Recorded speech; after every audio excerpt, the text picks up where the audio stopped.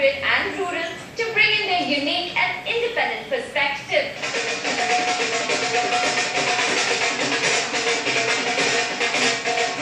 The battle for votes has begun.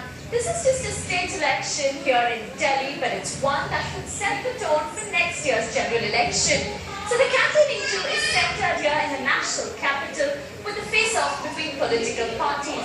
But what's different this time round is the role of the outliers or the volunteers who are influencing what political parties do both here on the ground and in the cyber world. Inside the war room of the opposition Bharatiya Janata Party, digital campaigning is top priority. Manned by young professionals who've all taken time off their jobs to volunteer as campaign workers, the party has deployed them to blog, surf, monitor the messages sent out online.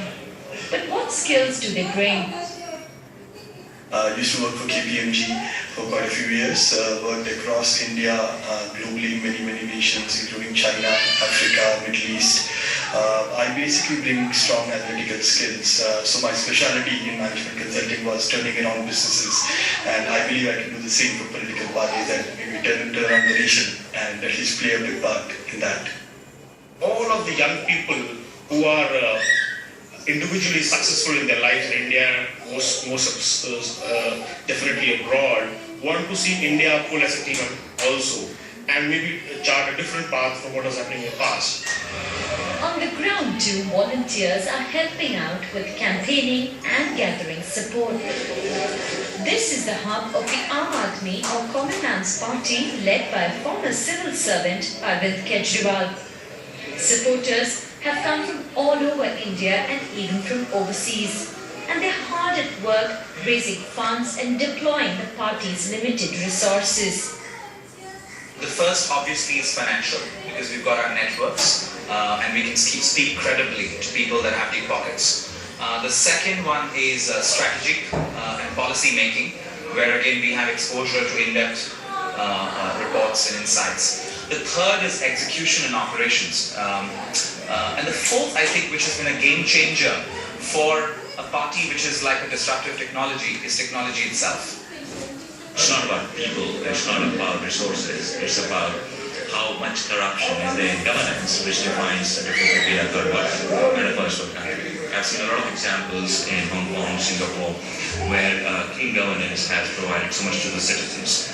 So to me, being part of a process where you help clean up the governance aspect, clean up the corruption aspect of it is an extremely important topic. Driving up the tempo, as the general elections draws closer, volunteers will have a bigger role to play. Across party lines, people who are not regular professional politicians are stepping in to communicate the party ideals and policy to the masses. What banking world or the financial services world taught me is that end of the day there is something called as due diligence, there is something called as discipline, and there is something called as pure and simple, not ever being what I call as delusional about the challenges you face. You can never live in denial. So you have a portfolio, you've got to know whether it's going up or going down. You can't tell your client, you can't give a spin to a fact. So I think that's been the biggest learning in politics, that you've got to be able to communicate, but you never ever lie, you never ever distort. Nearly 150 million young people will qualify to participate in this election. It's a huge vote bank that politicians can't afford to ignore. Political parties too are feeling the need for professional help in wooing the new generation of voters. It's time for a short break now, but don't go away because coming up in part